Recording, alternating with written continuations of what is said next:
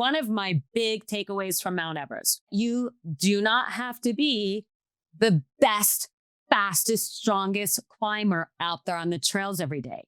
You just have to be relentless about putting one foot in front of the other. The people that get to the top of Mount Everest are not necessarily the fastest, strongest climbers. They're the people who will not quit when it gets really freaking hard. It's the people who will not turn around just because visibility is shit. If you have clarity in your intent, you do not need absolute clarity in the environment. You do not need clarity down the trail. You have that clarity in your intent. You just have to put one foot in front of the other.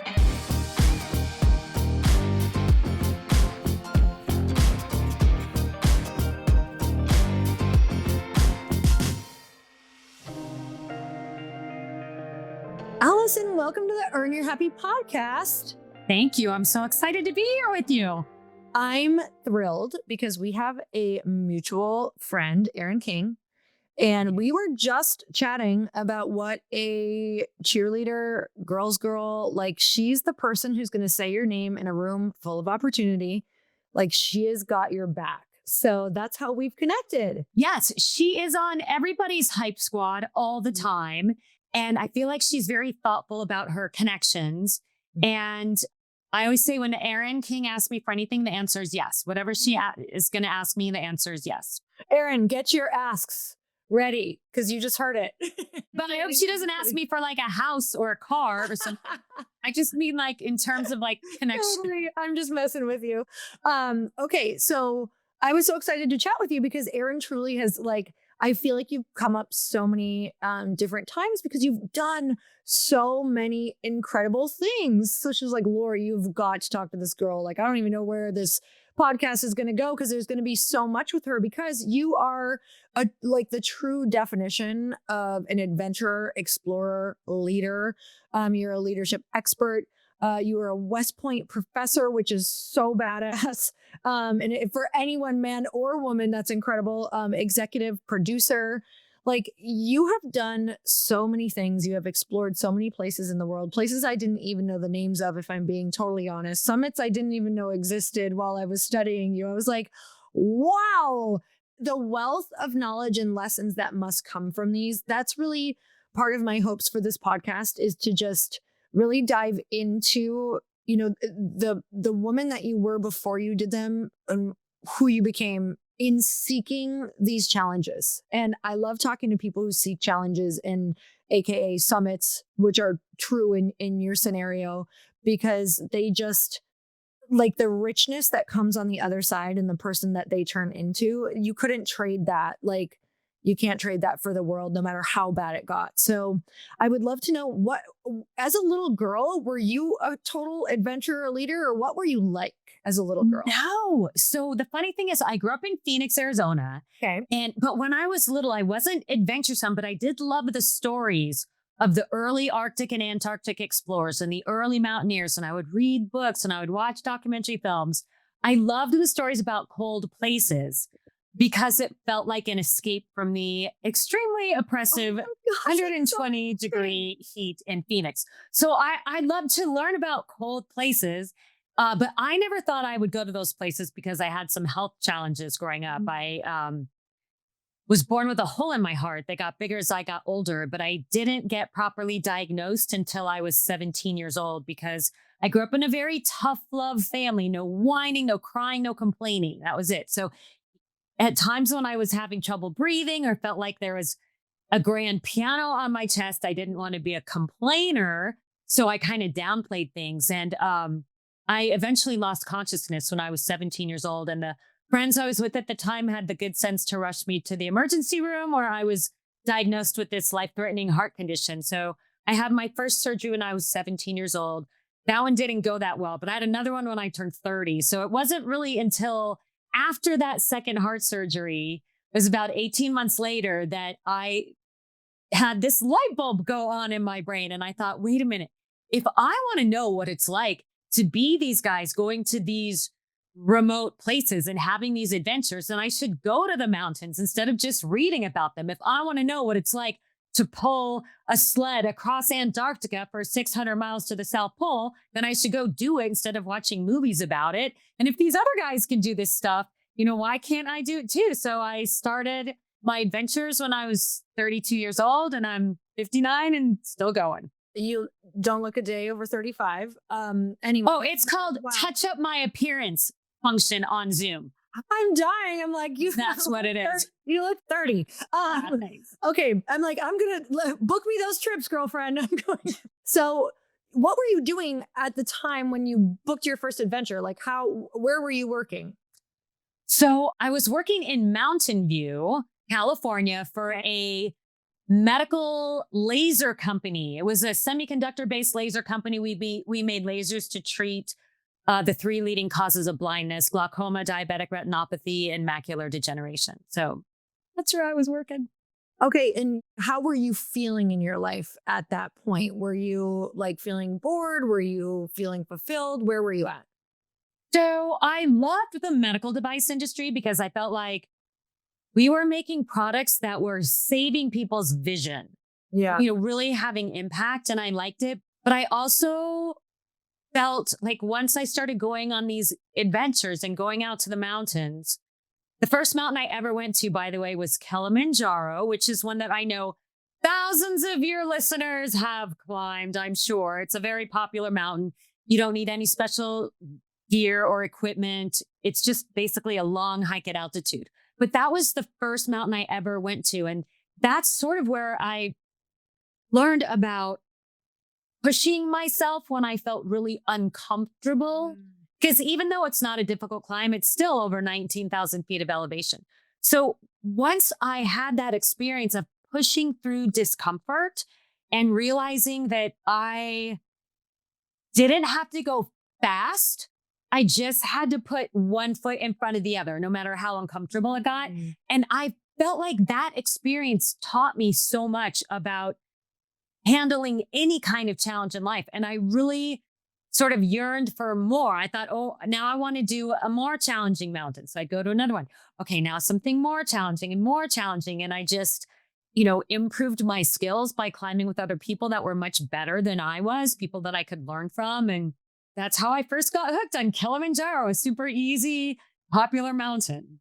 Do you feel like you were always someone who was able to like extract lessons from life pretty quickly? Or do you feel like there was just something for you about the climbing and realizing like, oh, this is something, you didn't have to have like a crazy skill set for it. You could just really learn and be able to do it. I do think that growing up in a tough love household really helped me sort of get through the tougher times in the mountains because, again, no whining, no crying, no complaining, right? And so if you can be the person on the expedition that's cracking the jokes when the shit hits the fan, if you can be the person that is everybody's cheerleader when they feel like quitting, you really become a valuable member of the team. And I think, I also felt like if we had 3 hours, I could go into all of this, but both my parents suffered from mental illness, and my father, especially severe bipolar disorder. And when he was medicated, he was great. But when he was not medicated, it was like grenades going off left and right. And so part of it too was going to the mountains felt like, even though I had this environment around me that I couldn't control, you can't control the weather, the conditions of the route, avalanche danger, crevasse danger. There are all these things you can't control. But I felt like I navigated so much difficulty growing up in my family that I just felt like I could navigate anything that came at me in the mountains. How does this make you think about leadership for people? Like, do you recommend for people, when I know that you go around and speak on some of the biggest stages, no matter, for what company, also really male dominated industries as well. When people are thinking of leadership, or a lot of people on this podcast are, they have businesses or they're launching businesses or they're going to be leading people and things are really hard. Do you feel like physical challenges like you did, like, do you recommend them to people? Or are you like, you really should do this? Yes. Okay. I'm going to go back to Mount Kilimanjaro for Sure. a minute. So again, first mountain I ever climbed, over 19,000 feet, not technical, but you feel the altitude. So it's summit day on Kilimanjaro. I am feeling the altitude. I have an altitude headache, feeling sick to my stomach. And I got out of my tent and I thought, I can't go to the summit. I'm gonna have to turn back because I feel really sick. But before I turn back, like, let me just take a few steps out of my tent and just take in the views. And so I took a few steps out of my tent and I thought, okay, well, I know I'm going to turn around because I feel so uncomfortable. But before I turn, I'm just going to take a few more steps. Okay, I know I'm not going to the summit, but I'm just going to take a few more steps. I just want to see the view from over there. And I would take a few more steps. Well, I found myself on the summit of the mountain. And it was such a great learning experience because you learn that no matter how uncomfortable you feel, you can always take just a few more steps. And once you take a few more, then you can take a few more after that. So then on future mountains, when I felt exhausted and uncomfortable and doubting myself, I thought, wait a minute, I've felt like this before and I kept going then, so I can keep going now. And you just need, once you've been through something like that, you need that voice in your head to come back and say, hey, remember, you've been here before and you did it then. There is no reason why you can't do it now. So the same voice that tells you maybe you should quit, it's the same voice that tells you you can keep going. You just have to train it to talk to you differently. I love that so much because how I've incorporated it in my life is I'm always trying to create a reference point to go back to of like, for me, it's more challenging. And maybe you can speak to some of the people that you've worked with. You've worked with so many incredible people. Like for me, it feels a little easier to go work in the physical, even like the very challenging physical, and teach myself there rather than like, oh my God, if I were to just walk into a boardroom and have to pitch something to a bunch of men, like I can't quite do that yet, or meaning like past self. And I feel like the physical reference points of breaking through something and remembering these like life lessons that nature gives you and that physical challenges gives you is what has translated to me into the business world. People are like, how are you able to do that? I'm like, I did so much physical because I used to compete in fitness competitions and do all sorts of stuff with my dad and kitchens and bathrooms and like very much about hard work. It's like those reference points in the physical. Can you tell me a little bit more for you, how you've taken that and translated it for people as well, like in the business world? So there are so many parallels between the environments I'm in, whether it's a big mountain or polar environments. I've skied to both the North and the South Pole. Skied, like cross country skied, or like what is that? Yes, cross country skied 2 months across Antarctica, the coldest, windiest place on Earth, 600 miles on skis while dragging a 150-pound sled of my gear and supplies that was harnessed to my waist. Who were you with? I just need to set the scene in my head. I was with 4 other polar explorers. Okay. And let me just tell you, I'm going to get off topic for a second, but going to this Antarctic experience, I was the slowest, weakest person on the team because even though I had trained as hard as I could possibly train, trust me, nobody trained harder than I did.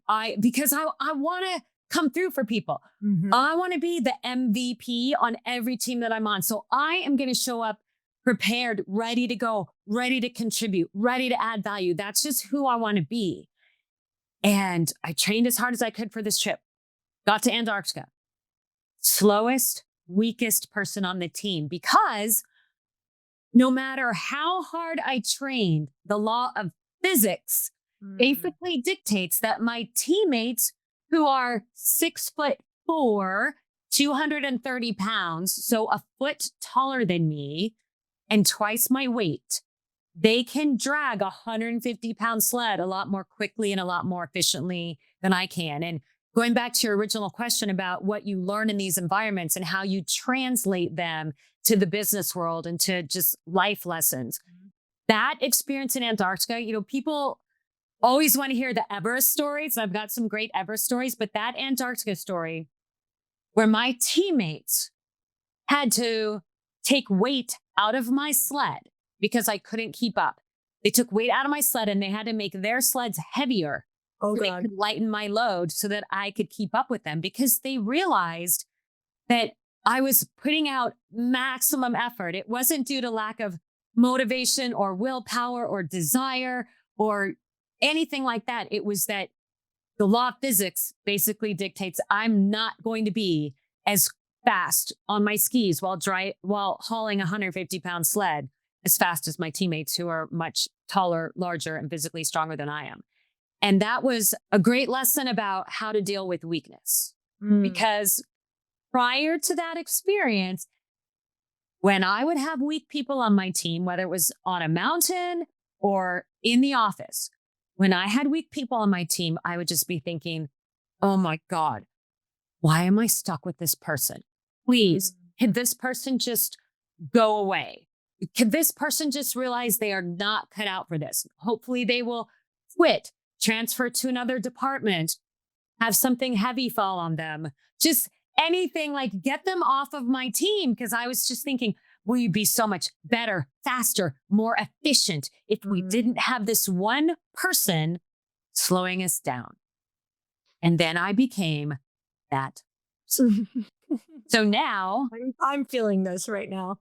And it was amazing because I was so grateful to my teammates for taking weight out of my sled that I started thinking, well, what am I going to do to contribute? What can I do to pay these guys back? And let me tell you, this expedition is no joke. You ski 12 to 15 hours a day, hauling that sled. It's 2 months. You need to cover 600 miles a day.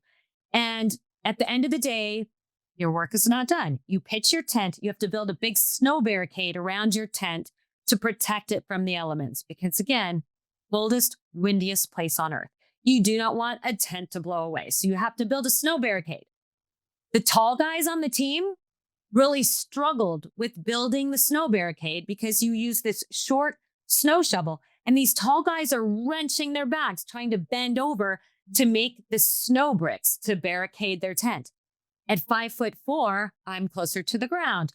I could use that snow shovel a lot more easily. So that next night I was like, hey, you guys, I want to build the snow barricade around your tent. Let me be the person, I'll do that. And so I became the digger, that made the barricades around the tents. And it was such a great life lesson and business lesson, because you learn that not everybody adds value in the same way. And if we are so focused on comparing ourselves to other people in areas where they are strong, right? Hauling a 150-pound sled, we may never uncover the area where we can really shine. And for the first few days after they took the weight out of my sled, I was beating myself up. I suck. I'm worthless. Nobody wants me on this team. I cannot add value. And then when I figured out I could be the snow shoveler and the best damn snow shoveler on the team, that was a way I could add value. And so I learned, stop comparing myself to other people in areas where they're strong and focus on the area where I can really shine. And it was such a great lesson in leadership for business too, because you may be leading people, you may have people on your teams at work that seem like they are not performing at the same level as everyone else. And instead of writing them off or expecting them to overcome that weakness, be the leader that helps uncover the area where that person can really shine, right? Because there are some weaknesses we can never overcome. It's bullshit about you can always overcome your weakness. That is not true. But you can compensate. You can always compensate for the weakness. So as leaders, it's our job to help everybody find their superpower, find that sweet spot where they can shine. And if you can be that kind of leader that will bring that out in every person on your team, you will have a more productive and happier team than you would have had everybody just been like an on-par performer in the same area to begin with. Oh my God, I love that story. I could literally feel it, because I'm sensing you always want to be the person who, obviously you said, adds value when you're there. And the feeling of being the weight instead of someone who adds value, if that's in your core, like your worst nightmare, Yeah, it is my worst nightmare. Yeah. And the thing is, there's no way to camouflage it, because you're skiing and within a few minutes on skis, a few minutes on skis can put a lot of distance between Oh, people. yeah. So even, if I was just 2 or 3 minutes behind everybody, they're having to constantly stop and wait for me because there's a lot of crevasse danger. You can't leave people behind. And in Antarctica, the only way you can stay warm is when you're moving or you're in your tent, in your sleeping bag rated for 50 below, huddled up in your tent. And so when you have to stop and wait for people all the time, you get cold and you get really uncomfortable. So it's not like, oh, I was just slow and it was an ego thing of, oh boy, I'm not as fast. It was, I'm putting my teammates at risk for hypothermia and I'm making them uncomfortable because of my weakness and I can't do anything about it. Oh God. Worst feeling. You already knew the thoughts you had about when people are the weakest link. So you're amplifying Projecting. the story of all of them thinking that about you, which is probably making you go slower because it's robbing your energy. Like Yes. I love this story because it's showing how, like, if you would have just clung on to that and not been able to work through, which I'm sure it took you just a hot second to work, like, I'm sure it took a little bit to work through. But if you would have held on to it and not been like, okay, where can I add value? Like that would have just, I don't even know if you would have been able to complete it because I think you would have just been so low energy, Well, what was amazing too is overhearing my teammates talking in their tent about me because again, I'm assuming no one wants me here. I'm not adding value. I'm slowing everybody down. I suck. Oh my God. But you can't quit because there's nowhere to go. You're in the middle of Antarctica. You cannot, go back to the lodge, get a cup of hot cocoa, catch the shuttle back to the parking lot. You're stuck there. And I overheard two of my teammates talking about me. And I just assumed everybody was super frustrated with me. And I overheard our team leader, Eric Phillips, who's from Australia, and George, my Canadian teammate, may he rest in peace, unfortunately passed away from cancer. But I overheard them talking. And Eric said, man, poor Alison, she's really struggling with the weight of her sled. And George said, I know, she's so much smaller than everybody else. Like, I feel bad for her. She's really trying. And Eric said, I know, you know what? She's just so tiny. He said, let's help out. I think we should take some weight out of her sled. And George said, great idea, Eric. I'm in. So I'm overhearing these guys in their tent not talking about how to get rid of me, but talking about how to help me. And now making their jobs harder because their sleds are heavier in order to make my sled easier. But the way they went about it, this is what I really want people to take away because this is amazing. The way they went about it was amazing because they got out of the tent the next day and Eric said, hey, everybody, I just want to weigh everybody's sled. I want to make sure they all weigh about the same. George, help me out here. Let's weigh these sleds. And they each would pick up like the end of this big 150-pound sled. Okay, George, let's weigh your sled. Okay, your sled feels good, George. Let's weigh Moretta's sled. They pick up the end. This one feels good. Okay, let's weigh Allison's sled. They each pick up an end of my 150-pound sled. They pick it up 3 inches off the ice and they both drop it simultaneously and start clutching their backs. They're like, oh my God, what the hell is in this sled? You have the heaviest sled of any person on the team. We need to make this a little more even. This is not fair that you're carrying so much. George, you take her food bags. I'm going to take her fuel canisters. They start offloading weight from my sled. So I knew what they were doing because I overheard them talking about it in their tent the night before. But the way they went about it not only took weight out of my sled, but took a psychic load off my shoulders. Wow. Because I knew that they wanted to support me. And that they wanted me to be part of the team and that they wanted all of us to get to the South Pole together. And they could have said, hey, you're slowing everybody down. We'll take some weight out of your sled so you can keep up. That's not the way they did it. They did it in a way that addressed my weakness, but allowed me to keep my pride intact. And at the same time, sent me a very strong message that they valued me as a teammate. So think about this. The next time you have to point out a weakness to someone or help somebody compensate for something, the way you approach them can change the entire situation. Wow. That is that is so moving. It just makes you say, I want to be that type of person. Yeah. I want to show up in the world like that because it changed my leadership philosophy going forward. It had the biggest impact on my leadership philosophy. I said, I want to be like these guys. Wow. I love that story. Okay, I know that you had mentioned you have some from you have some great stories from Everest. Mount Everest. Yeah. I do. Tell me one of your favorites. Well, in 2002, I was the team captain for the first American women's Everest expedition. So And because we were the first American women's Everest expedition, we had a ton of media coverage. Thank God this was before social media, but we had a ton of media coverage. We did the whole morning show circuit. Evening news anchors were interviewing us, hundreds of media outlets from all over the world following our climb. And then we missed the top by 270 feet, less than a football field because of bad weather. oh And my. it was such a high profile failure because, of course, after the trip, we had to go back to all the same TV shows and talk about what happened. And I just felt like I was on this failure tour, going from media outlet to media outlet, having to explain this failure. And it really hit me hard because I felt like, we disappointed so many people. And I mean, obviously, you have to make the right decision on Mount Everest. Yeah. What people forget is that the summit is the halfway point. Summit is not the goal. Summit is halfway. You have to get yourself back down. And so, but I really felt like, as the first American women's Everest expedition, we really wanted to make it in this. Back in 2002, there were very few women in the sport.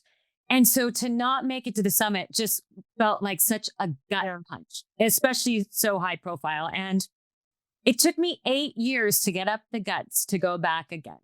And when I went back and made it to the summit in 2010, what I realized was that Mount Everest is just a pile of rock and ice. It's really all it is. It is a pile of rock and ice. And when I stood on the tippy top, I looked down to 270 feet below where I had turned around 8 years prior and thought, there really is no difference between 270 feet from the top and the top because it is a pile of rock and ice. And standing on top of a mountain, to me, really isn't important. It's more about the lessons you learn along the way when you're fighting like hell to get up there and what you're going to do with that information to be better going forward. So that's really, there's so many lessons I could talk about, but one of them is the importance of failure tolerance. And you don't look at failure in terms of like you yourself are a failure. It is one thing that happens to you at one point in time. That's what a failure is. It's one thing that happens at one point in time. It's not who you are. And it's so important to just look at those failed experiences as stepping stones for success in the future. Those failures are going to make you stronger. Those failures are going to build your character. They're going to build your resilience. They're going to teach you to be relentless the next time around. And so I really think one of the lessons has to be failure tolerance. You have to give yourselves that freedom to fail. You just come back from it better the next time around. So this was the first American all women's summit, right? Correct? Or an Expedition. Yeah. Expedition. Okay. What would you, was there a difference between climbing with all women and between climbing with men? What would you say you noticed? I would say when you climb with all women, you just feel this unspoken bond with everybody. And I think also just most of us on the team. So I'm 5'4". There was one woman who was 5'5". The rest, everybody else was smaller than I am. Wow. 5'4". I think we had a 5'3", a 5'1", and a 4'10". Wow. And I think as women, we knew we were not physically, we didn't have the big, long 6'4" legs and the big lungs and the big muscles. And so as women, I think we were like just looking out for each other so much and willing to help each other so much and just offering support and compassion. I will say when I went in 2010, there were definitely men that were incredibly supportive. I mean, one one guy in particular, a Canadian mountain guide named Michael Horst, who gave me a lot of encouragement on summit day. When I was at 270 feet from the summit where I had turned around in 2002, he knew my story. And he stayed at that point and waited for me and like gave me some words of encouragement going. And that meant so much to me. So I think though, getting back to when it is all women, there is sort of that bond that you all feel with it. You feel the magic of the sisterhood that you don't necessarily feel with men. But I will say also that there were plenty of men in 2010, I think, that were ready to just support and encourage and be great mentors. How do you have to view the mountain? Like, let's say you are going to give someone advice who's like, I'm interested in doing something like this. What are the first things that you say, like mentally and emotionally? How do you have to be on the climbs? The biggest thing that I want people to remember, and this was one of my big takeaways from Mount Everest, is that you do not have to be the best, fastest, strongest climber out there on the trails every day. You just have to be relentless about putting one foot in front of the other. The people that get to the top of Mount Everest are not necessarily the fastest, strongest climbers. They're the people who will not quit when it gets really freaking hard. It's the people who will not turn around just because visibility is shit. You learn that you don't have to know what's coming at you down the trail in order to keep moving toward an important goal. You don't have to have that visibility. I tell people all the time, if you have clarity in your intent, you do not need absolute clarity in the environment. You do not need clarity down the trail, right? You have that clarity in your intent. You just have to put one foot in front of the other. And so it's easy. People who are new to the sport can often get discouraged because faster, stronger climbers will blow past you on the trail. And you're thinking, what is wrong with me? But you have to just realize you go at your own pace. You don't have to be the fastest. You just have to be the person who will not quit. Don't quit when it gets hard and don't quit when it gets uncomfortable. Because the crazy thing about climbing a mountain, one of the many crazy things, the closer you get to your goal, the harder it becomes and the worse you feel. Wow. Because as you get higher and higher on the mountain and up there in elevation, your headache gets worse. You feel sick to your stomach. You're moving more and more slowly. It's harder to breathe. So everything gets harder as you approach the summit. It's not like it gets easier and easier and easier. It gets harder and harder and harder.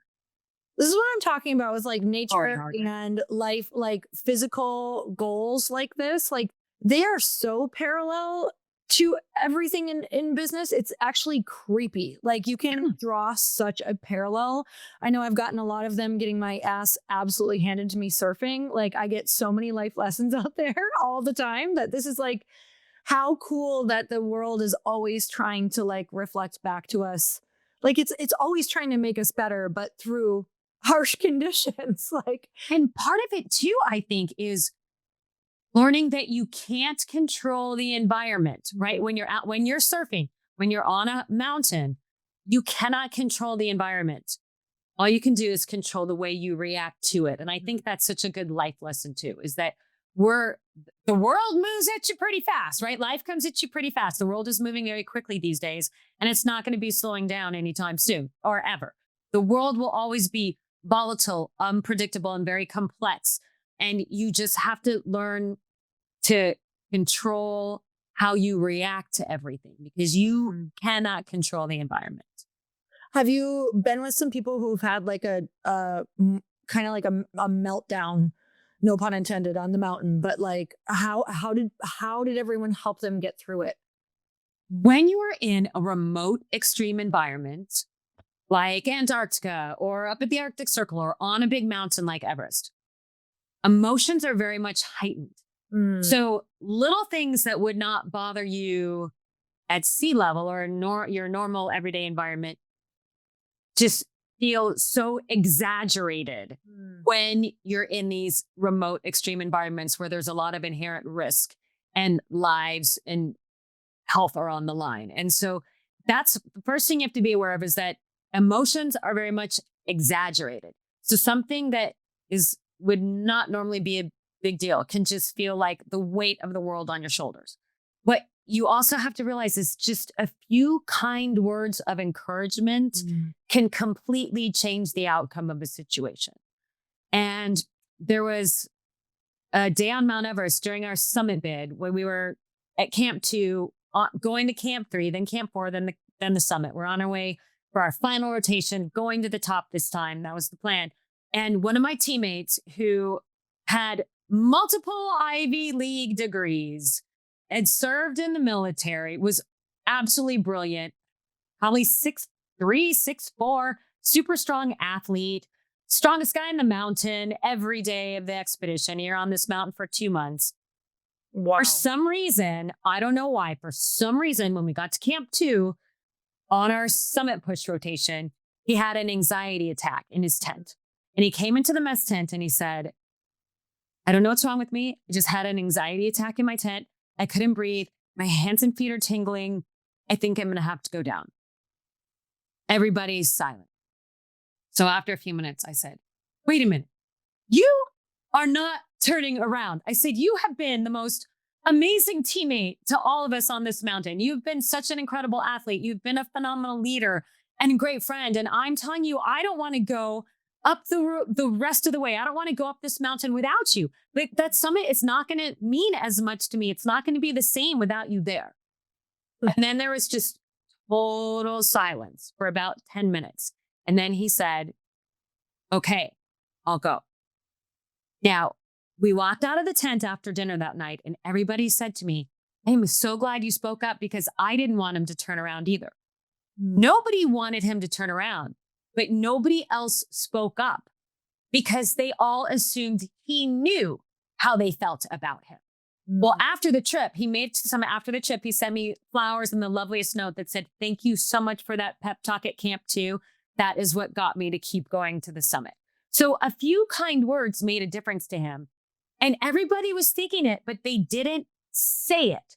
And my point here is, do not make the mistake of thinking that because somebody is traditionally a strong performer, that they do not need to be told how important they are to you. Do not think that because somebody got a raise, an award, a promotion, recognition at an event, a trophy for something, whatever. Don't make the mistake of thinking that you don't have to then tell them. Don't make the mistake of thinking that they know they're important to the team. You have to tell them. These words, a few words, can carry so much weight. And I think sometimes we forget that, especially in this digital world. We forget that a few words in person, said to somebody can really be life-changing. And so when you're in these environments and people start to melt down, remember, just a little bit of encouragement can completely turn a situation around. This is the best story. And I think we can even feel like embarrassed, or maybe they know best for themselves. And I always think like it can be scary to speak up, but I'm super passionate about it as well, because I had somebody speak life into me and it changed my entire life, which I want to bring up what we had chatted about before this and something that you feel near and dear to your heart. But I'll just tell you that story quick. I had not graduated high school. I was raised in a really religious family. So it was the only thing that was like encouraged was going deeper into the religion, like just committing your life to going door to door. And that looked like maybe, picking up any random job you could, working at night, whatever that looked like, but absolutely no extracurriculars or college or education was actually frowned upon. So that's the background I came from. So when I realized, after I had moved out of my house, that I wanted to do a lot of other things. And I just felt like I had a lot in me, probably like how you felt. I had a lot that I wanted to give to the world and do. I didn't have anyone encouraging me to go into what I wanted to, which was like fitness and helping people and opening a gym and all that other stuff. And I remember I went to this camp where they taught you how to be in fitness competitions. And this woman literally who was running it just took a moment to like breathe so much life into me and said, hey, I see you, like you're meant for this. You should go for it. I took those words and I just remember that completely shifted my entire life. Like, I actually do not know where I would be if she wouldn't have taken the time to acknowledge me out of like a sea of women, and she didn't need to. And I just, it makes me feel like I am so passionate about what you briefly brought up, which was, we were talking about what this idea of how to be relevant, but you have a different idea of what that looks like to you. And it's really being able to take these moments to almost like have your legacy be, how did you impact people in these little moments where we have these opportunities daily. So I would love for you just to kind of tell me about, when people ask you after doing all of this stuff that you've done, my God, your bio is one of the longest bios I've read, but it's beautiful. It's lovely. I love the adventure. I can't imagine the stories. I wish I had 2 weeks to interview you. But when someone had asked you, like, how are you going to stay relevant after all of this? Do you need to still keep climbing? Do you need to keep putting your life at risk? Like, how did you feel and what came about from those questions? So after my second Everest expedition, reaching the summit of Everest in 2010 was the completion of what's known as the Adventure Grand Slam for me, which is climbing the 7 summits, the highest peak on every continent, and skiing to both the North and the South Pole. And I think now there's a couple dozen people who've done it, but at the time there were only a couple of us in the world. So a couple dozen is pretty small. So there are only like a couple in the world. So I had all these interviews and my photos on the front page of the New York Times sports section.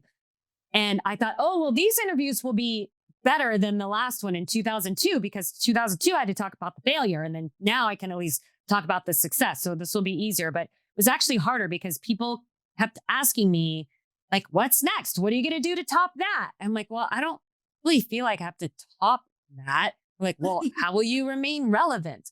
And that question just like pierced my heart, because I thought I shouldn't have to go risk my life on a big mountain to be relevant. And the way we are relevant, they're like, how are you so relevant? I'm like, I don't know. I'm just going to be a nice person. The way that we have relevance is when we find a way to have a positive impact on the people around us. And we all have an opportunity to do that every single day. And you don't need any special gear or training or equipment or budget. It's just being an encourager to the people around you.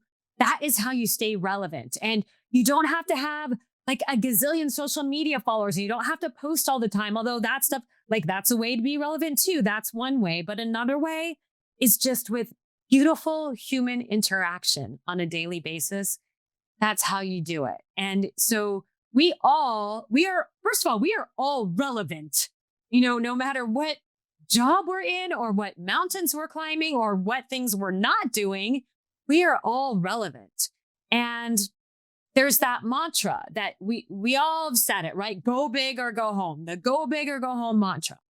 Well, I've seen too many people I know in this sport go big and not go home. So I'm really on this one woman mission to change that mantra from go big or go home to go big and go home, right?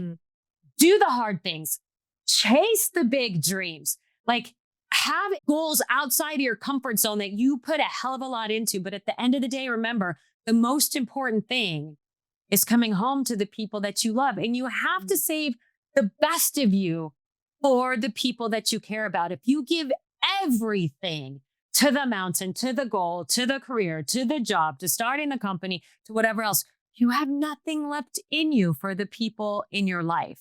And that's really the most important thing, is just being a positive influence on the people around you. And that is how you stay relevant. I love that. From all of the things that you've done, thinking about the person that you were beforehand and thinking of the person that you are now, like how you thought beforehand and how you perceived the world and how you see it now, how would you say it has impacted you the most? Like, are there 3 major things that it just shifted in how you perceive life through a certain lens? One of them, is going back to the way I looked at failure, right? So failure isn't who you are. It's one thing that happens to you at one point in time, right? And just being willing to fail in order to set, set the path for future success. So I'll quote the great philosopher Pitbull. He said, I love it. I do not know the word lose. I only know the word learn. So I really that's something I really take away from these expeditions. And then again, and others, just to be content with who I am and my own strengths, not focus so much on feeling like I have to be strong in the same areas that other people are strong in. And just realizing that, my superpower is never going to be physical strength. It's going to be being an encourager and being a cheerleader and being the person who cracks the jokes when everybody feels like the shit's hitting the fan, like being the person who can get everybody to laugh and to see a silver lining in tough situations. And then also just realizing that there's always going to be more mountains to climb in life, right? Like you're never done climbing. There's always going to be more mountains. So you have to take all the lessons from the other ones with you. And those lessons that got you through the hardest parts on other mountains are your voice, uses those lessons to tell you that you can keep going in the future. So I feel like no matter what comes my way, no matter what challenge comes my way, I feel like I'm pretty well equipped to tackle it. So good. What are you most excited about right now? Oh, well, I actually am working on a bucket list item. It's been on my bucket list for so long, and I'm finally actually making it happen, I think. Well, we'll see. I'm working on it. So I've been working full time as a keynote speaker. Besides, I was on the part-time faculty at West Point in the Department of Behavioral Sciences and Leadership, and I'm currently on the faculty there of the Thayer Leadership Group, which is an executive education program. But mostly I'm on stages. I'm working as a keynote speaker. I've been doing it for 17 years. Wow. I have so many stories that are not quite appropriate for a corporate audience. There's like a lot of funny shit that goes on in the mountain and a lot of bad stuff. Like there's a lot of dark stuff that happens. And a lot of funny, uplifting stuff, but none of it is really appropriate for like the audit partners at PricewaterhouseCoopers or whoever you're talking to. I mean, it could be a tech company or an association or financial services, whoever, but it's just not like corporate friendly. So I just finished writing the script for a one-woman show because I want to tell all the stories, all the funny stuff, all the dark stuff, and all the deeply personal stuff that I don't go into on stage. I want to tell the real story of the American Women's Everest Expedition because no one really knows it. A couple people in my life know it, but there was a lot we had to overcome that has not been talked about. And I want to tell the real story. So I wrote a script for a one-woman show that I hope to take on the road and perform at theaters across the country. Just who knows? I don't know if it'll just be like small regional thing or if it will be a national tour. I don't know, but I'm putting everything I have into it because this is the one thing I really want to do before I go to my grave, which is not happening anytime soon. But I'm just saying, like, this is bucket list for me. I want to tell the real story and get it out there. And so I've written the script for this one-woman show. So I hope to perform it on a stage in Newport Beach one of these days. I was just going to say, well, I'll help bring the people. Let me know who you need to talk to. There's that Performing Arts Center in Costa Mesa, right? Is that still there? You know what? I don't know that area very well because I'm still sort of new.